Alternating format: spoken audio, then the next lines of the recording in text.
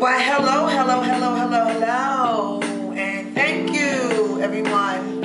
Hi, and thank you, and welcome to the Red Chamber Room. How are you doing this evening?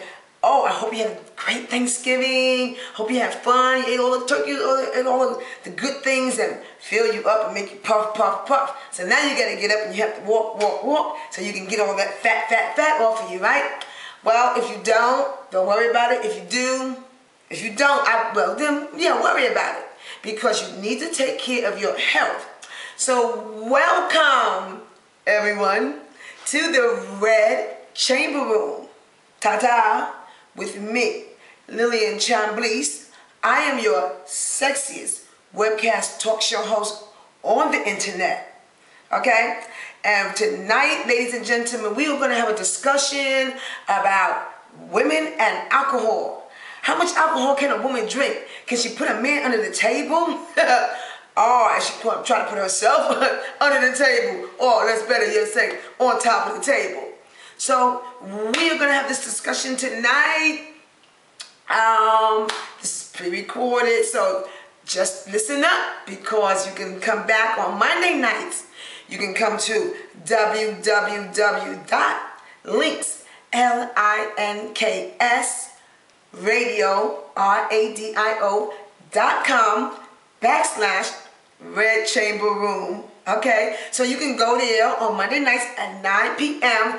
and you can converse with me by calling 240-765-7334. And let's have some fun. But that's on Monday nights at 9 p.m. right here in the Red Chamber Room. So meet up with me. But tonight, I'm going to bring up this discussion about women and alcohol. Now that we done ate all the daggone turkey that we can eat, now it's time for us to drink. And speaking of drinking, and I'm not promoting that you drink, but I always have my nice glass of wine. Tonight, ladies and gentlemen, because let me see, last week I had a menage a trois, and I was 3 people at one time. But tonight I have a red wine, and it's nice and it's smooth and it smells good. So, and it's a Shiraz. It's a sweet smelling Shiraz. It's not really overly sweet. There's no, I think there's a hint of chocolate in here, ladies. Pardon my voice, but it's really good. So here's looking at you, and then we're going to talk about why women drink so much. So, now that we're talking about alcohol, let's get to the information. Now, all the information that I'm about to give you truly realize it comes from the NIAAA, which is called the National Institute on Alcohol Abuse. And you can go on their website and you can find more information out, but I'm going to give you what I learned, because honestly, I am truly oblivious to what's going on, why women drink so much. I didn't even know women could drink like that. You know, when I was growing up, hanging out with the girls, we'd be in the club, and you know, they have their drinks, and I said, wait up, bring me a Hennessy straight, no ice.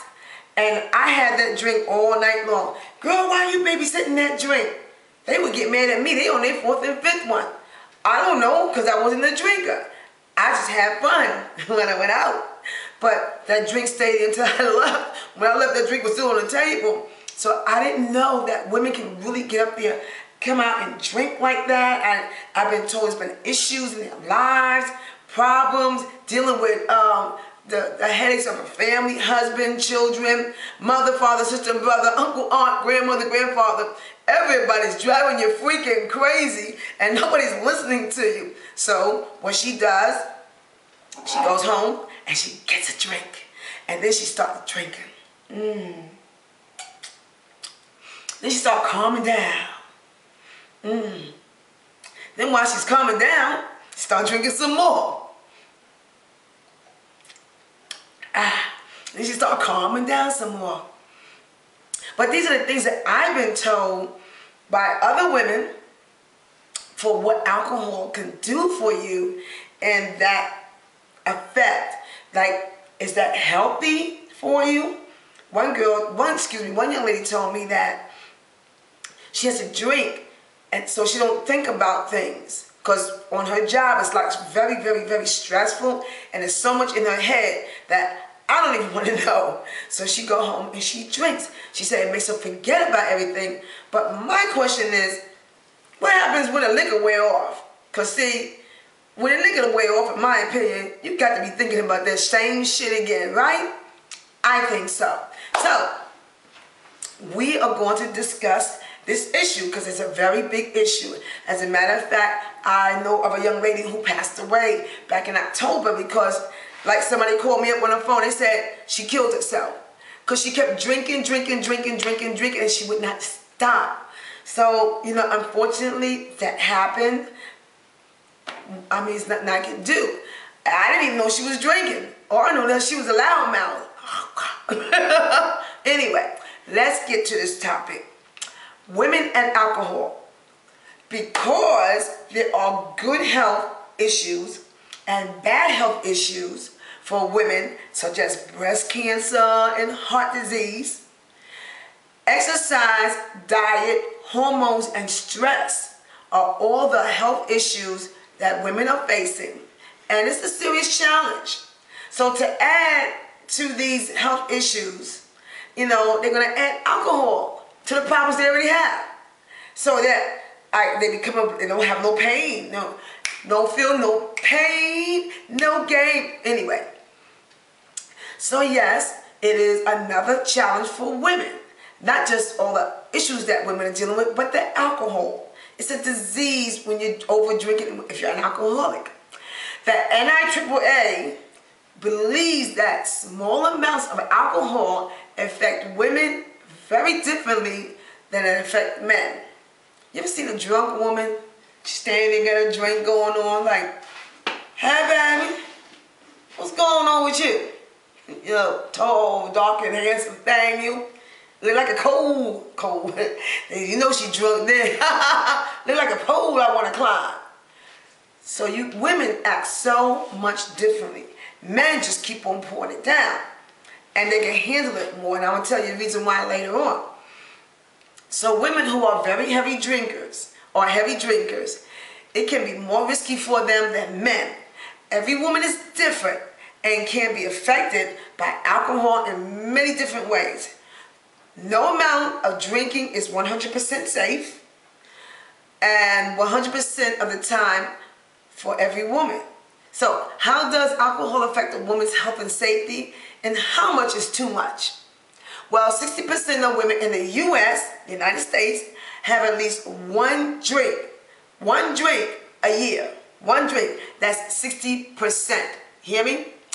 Among women who drink, 13%, and these for the drinking women, the drinking women, 13% of them have more than 7 drinks in a week. Now, you have 7 days in the week. That's a lot of damn drinking. I couldn't even do it. So for women, this level of drinking is above the recommended limits, and it's been published in the Dietary Guidelines for Americans. Another way to teach you how to live. Okay, which is issued jointly by the U.S. Department of Agriculture and the U.S. Department of Health and Human Services. The dietary guidelines can be viewed online, so you can go to www.nutrition.gov. Check it out. The dietary guidelines define moderate drinking as more than 1 drink a day for women and no more than 2 drinks a day for men. So women do the dietary guidelines, she only have 1 drink a day. This is my only drink I had today, so that's 1. It's not even a lot, so that's 1 drink, and men can do 2. And the dietary guidelines point out that drinking more than 1 drink per day for women can increase the risk for motor vehicle crashes, other injuries, high blood pressure, they go up, stroke, violence, suicide, and certain types of cancers, or cancer. So some people should not drink at all. And these people who should not be drinking are anyone who's under the age of 21, 18 I say, 21, we're still with 21, I say 25. If you're at 25, you shouldn't be drinking because you can't handle it. People of any age who are unable to restrict their drinking to moderate levels. So if you can't stop your drinking, then you don't need to start. And people who also shouldn't be drinking are women who may become pregnant. Now there's a whole lot of women. Or who are pregnant. If you're pregnant, mommy, please, please, I beg you, stop drinking. You are harming your unborn child. That child's going to grow up walking around drunk. Don't know which way they're going because you couldn't stop drinking. Do not do that to your child. This one woman told me that as a smoker, we're going to talk about cigarettes at another time, but as a smoker, she was smoking during her pregnancy. When her child was born, his lips were purple, blue, purple, black, whatever, but they were dark. And he's a black child. So your drinking is going to have that child oblivious to the world because they're going to be in his own little zone, zoning out, feeling like he's drunk all the time. And then he's going to get a drink, he or she, and then trouble begins with them. So, mommy, no drinky, okay? You no drinky, no alky, okay? You leave it alone. Anyway, people who plan to drive, operate machinery, or take part in any other activities that require attention, skill, and coordination. So you should not be drinking. Also, people who are taking prescription medication or over-the-counter medication, the drinking can interact with your medication and might not allow your medication to work because you are putting this in your body and your medication needs to work. So, why are lower levels of drinking recommended for women and not for men? Because women are at a greater risk than men for developing alcoholic-related problems. Yeah, alcohol, I can see that. So alcohol, check this out. Alcohol, and I'm telling you this because we got the holidays coming up. I know you're drinking like crazy. Alcohol passes through the digestive tract and is dispersed in the water of the body. See, we got a lot of water. We made up all this water. The more water available, the more diluted the alcohol. So, as a rule, men weigh more than women, and pound for pound, women have less water in their bodies than men. That's probably why men weigh so much. They weigh more than we do. Because you got all that daggone water in there, but you think about it, you don't get bloated like we do. Anyway, therefore, a woman's brain and other organs are exposed to more alcohol and to more of the toxic byproducts that result when the body breaks down and eliminates alcohol. You know, break down means going to the bathroom and it eliminates it. So if you got to pee real bad, go pee. You drink. So what is a drink? A standard drink is one 12-ounce bottle of beer or wine. Or wine cooler, excuse me. So 12 ounce, not a 16 ounce. The other standard size of a drink is one 5-ounce glass of wine. I'm trying to figure, is this a 5-ounce glass? I don't know, but it can be filled up, you know. So I don't know what it is. 1.5 ounces of 80 proof distilled alcohol. Now keep in mind that the alcohol content of different types of beer, wine, vodka, tequila, Bacardi, blah, blah, blah, blah, you know, it varies very much. So just keep that in mind. And now the benefits and risks of moderate drinking. Moderate drinking can have short and long-term health benefits, health effects, both positive and negative. Here are the benefits. This is the negative. Heart disease, once thought of as a threat mainly to men. Heart disease is also the leading killer of women in the U.S. They didn't say anyplace else, in the U.S. So drinking moderately may lower the risk of coronary heart disease. Moderately. Not moderately means every now and then. Not because you feel moderate today, you feel like, well, I'm going to have me a drink because I'm feeling pretty moderate. No. So, you just drink it in a moderate once, twice a year, once a month, once every 3 months, whatever. So, mainly among women over 55, it can end up with, with heart disease. However, there are other factors that reduce the risk of heart disease, including a healthy diet, exercise, not smoking, and keeping a healthy weight.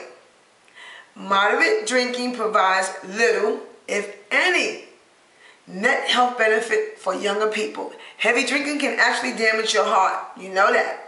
Here's another risk. Drinking and driving. Everybody knows that. You don't drive and drink because you can get into a car accident. You can kill yourself, kill somebody, hurt somebody else. Either way. So you don't be drinking and driving at the same time. And also the other risk is that it interferes with your medication, like I said earlier. You don't want to combine the two together because you don't know what it can do. It can do something to your heart, do something to your blood vessels. So stay away from alcohol if you're taking medication. If you're on medication, the only thing you should be drinking is water. Water, water, water, water, water. Drink. Go, go, go. So when you're taking any medication, be sure you read the package labels and the warnings very carefully. It can also lead to breast cancer, and researchers suggest that as little as 1 drink per day can slightly raise the risk of breast cancer in some women. Now, didn't I say earlier that the dietary guidelines say a woman can't have 1 drink a day? But now this research is talking about 1 drink per day can increase the risk of breast cancer. I'm confused. I'm really confused. So it is not possible, however, to predict how alcohol will affect the risk for breast cancer in any one woman. Now we have the fetal alcohol syndrome. That's when it comes to the babies. The babies. Mommy, stop drinking. You don't want FAS. That's fetal alcohol syndrome. And it's going to attack your child. You don't want that. Leave the heavy drinking alone. No drinking. No drinking, no driving. No, I would say no texting also. And driving. So you want to leave all that alone. It can give you a brain disease. That's why half of them daggone people who drink don't remember shit. Because they got a daggone brain disease going on. What you say? Oh, yeah, go ahead, yeah, take my keys, yeah, go, okay, see you later. Anyway, most alcoholics have some loss of mental function. Their brain reduces down to size and changes the function of brain cells. Wow. That's interesting. I'm going to tell you this. I'm glad I'm not a drinker. I'm glad I'm not an alcoholic. I could never be a heavy drinker, and I could never be alcoholic. You know why? Because 1 drink, I'm a 1 drink minimum. And that 1 drink, I'm going to sleep. Knock me out. The other night, my husband and I, we went out, and I had a margarita. I don't do margaritas, but I had one. Then I had 2. Whoa, I don't even know how I got home. Thank God he was driving. Because alcohol knocks me out. It goes to my head. That's probably why, I get this mental brain function. I lose some function up here. And then I gotta get in the car and I'm like, okay, I go to sleep. So, thank goodness, I am a sleeper. So, researchers suggest that women are more vulnerable than men to alcohol-induced brain damage. Ooh. The cancer side effects. Many studies report that heavy drinking increases the risk of breast cancer. Alcohol also is linked to cancers of the digestive tract and of the head and neck. The risk is especially high in smokers who are also heavy drinkers, okay? Heart disease. Chronic heavy drinking is the leading cause for cardiovascular disease. So stop drinking. So finally, many alcohols, smoking in itself can cause serious long-term health consequences. So you smoke and drink. That's what people do. They gotta have that cigarette. Now we're gonna discuss real quick what are alcohol abuse and alcoholism. It's a pattern of drinking that is harmful to the drinker, you, or others. The following situations occur repeatedly in a 12-month period.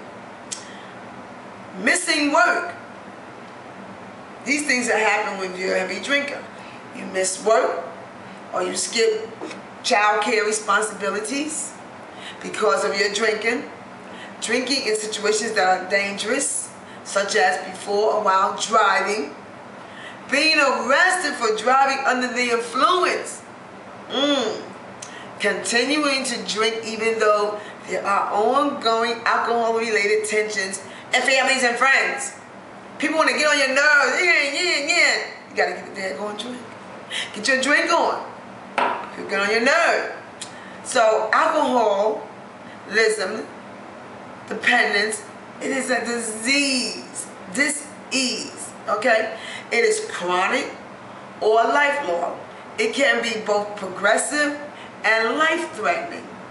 Alcoholism is based in the brain. Alcohol's short-term effects on the brain are what causes someone to feel high. I must got that short-term because I get high. Relaxed or sleepy after drinking. That's me. I go through the short-term effect. I'm not an alcoholic, but I wouldn't be able to drink. I'd be knocked out. So, the craving, you get a craving for alcohol. How could you get a craving for alcohol? That's weird, but anyway, you lose control, the inability to stop drinking. You have physical dependence, withdrawal symptoms such as nausea, sweating, shaking, anxiety. So when alcohol use to stop at the period of heavy drinking, these are what you go through. And your tolerance is, wow, it gets high. You need you're in the need for increasing amounts of alcohol to get high. Your tolerance is so, you drink so much that if you're alcoholic, drinking 5 glasses don't do nothing for you. So you need that to support your heaviness. So anyway, these are the symptoms about alcohol. There are a lot more things to talk about when it comes to alcohol, but the best thing for you to do during the holiday season, don't drink as much. For all you drinkers who do drink moderately. When you go out to your business meetings, well, not business, but your little Christmas parties in the month of December, don't drink everything. You don't have to drink to be social. You don't have to drink to dance, to listen to music. Just enjoy your holiday season. Now, if you feel, or if you know someone who is an alcoholic and drinking too much and their brain is not functioning, you can go check out this address. You go to www.niaaa.nih.gov, or you can call 301-443-3860. And for those who have family members that drink and you're not a drinker, Al-Anon, you can go to their website, www.al-anon.org,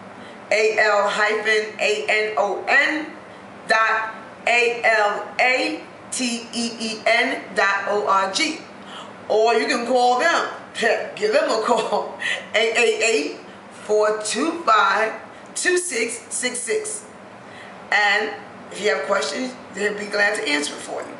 So, my little words of advice I'm going to give you right here is, know your limit to drinking.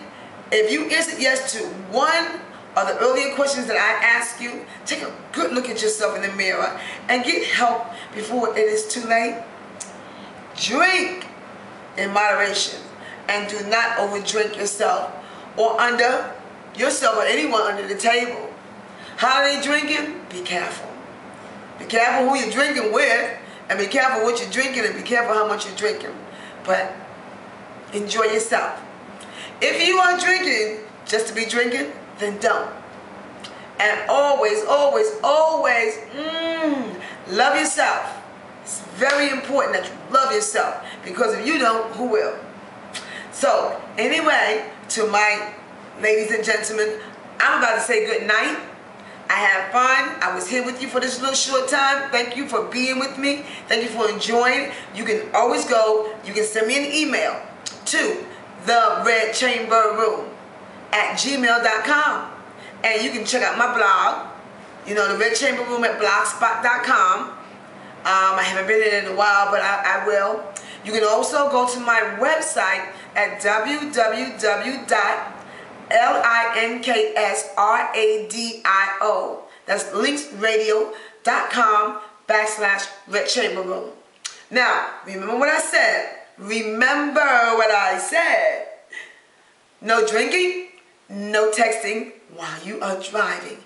Both of those are very, very serious. Here's my mantra. Here's my mantra. Or mantras. Be conscious with the time that the Creator has given you. You are here for a reason. Find your purpose. Do you have a passion? What is your passion? What is your passion? Find it, whatever it may be. You become your passion. Let your passion become you. And you will find great things will happen to you, for you, and because of you. What is life worth without passion? And do you really, and tell me, would you really have lived if you have not lived your passion? Come on now, bring it on.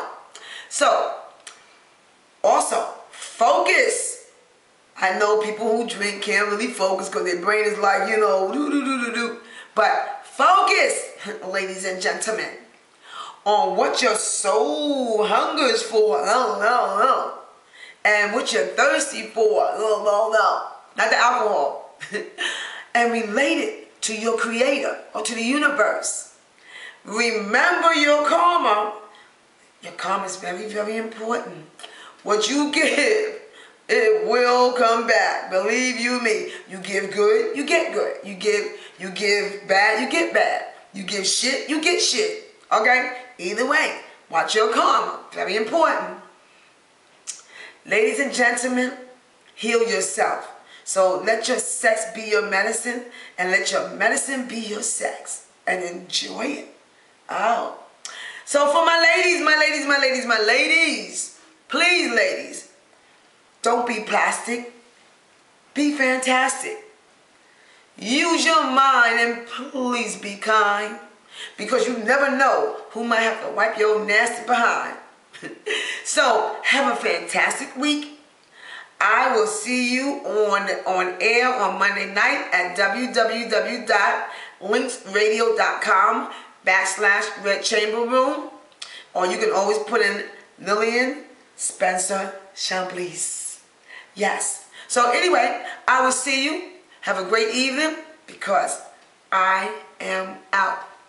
Smooches.